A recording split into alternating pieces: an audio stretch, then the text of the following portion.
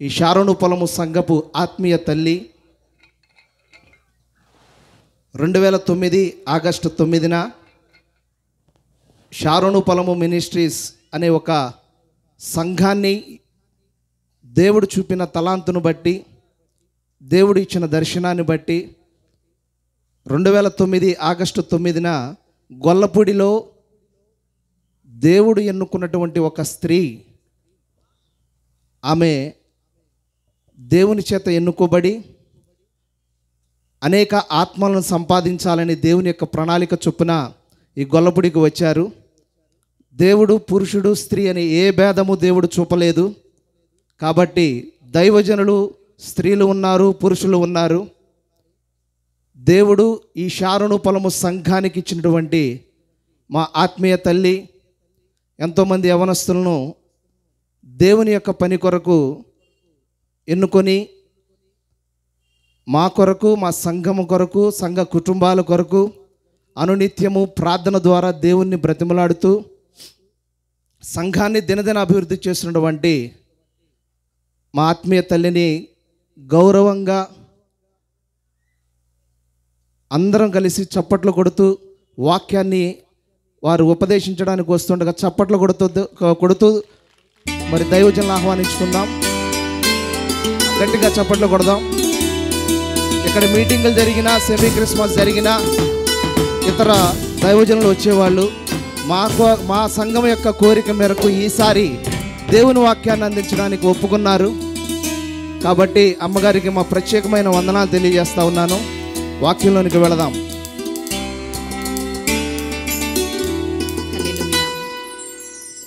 నా ఇంట్లో నాకెందుకండి ఘనత? ఆమెన్.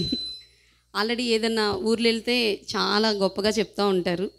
నా సొంత ఇల్లు ఇది. ఆమెన్. షారోను పొలము ఇదేనా ఓకే. షారోను పొలము మినిస్ట్రీస్ అనేది 1990 సంవత్సరంలో మా అమ్మగారైన అల్లు సరస్వతి, అల్లు ప్రకాశ్రావు గారికి ఇచ్చిన దర్శనం. వారు స్థాపించిన సంఘం. మరి 2009లో నాన్నగారు జనవరి 2వ తారీఖున ప్రభు సన్నిధికి వెళ్ళిపోయిన తర్వాత అదే దర్శనాన్ని దేవుడు నాకు చూపించడం వల్ల నేను సంఘంలోనికి రావడం, సంఘాన్ని సిద్ధపరచుకోవటం జరిగింది. మరి ఆ తర్వాత మరి ఇన్ని సంవత్సరాలు కూడా మరి దేవుడు ఎంతగానో ఈ ప్రాంతంలో కూడా అలాగే ఎనికేపాడులో అనేక ఆత్మలను ప్రభు సన్నిధికి నడిపించడానికి దేవుడు నాకు సహాయం చేశారు. దేవుడి సేవలోకి వచ్చినప్పుడు నాకు ఇచ్చిన వాగ్దానం ఏంటంటే, నేను భయపడ్డాను. ఎందుకంటే ఆడపిల్లను కదా, చాలా కష్టంగా ఉంటుంది. మగవాళ్లే సేవ చేయటం కష్టం, ఎందుకంటే చాలా శ్రమలు ఉంటాయి సేవలో. నేను నేర్చుకున్నటువంటి పాఠం సేవ ఈజ్ ఈక్వల్ చావు. ఆమెన్. సేవ అంటే చావుతో సమానం. ఒకసారి హల్లెలూయా. ఎక్కువగా మాట్లాడను, చాలా తక్కువ టైంలో నేను ముగించాలని ఇష్టపడుతున్నాను. మరోసారి happy Christmas, merry Christmas, happy Christmas. Christmas అంటే క్రీస్తుని ఆరాధించటం, క్రీస్తుని పూజించటం. క్రిస్మస్ అంటే కేకు తినటం కాదు.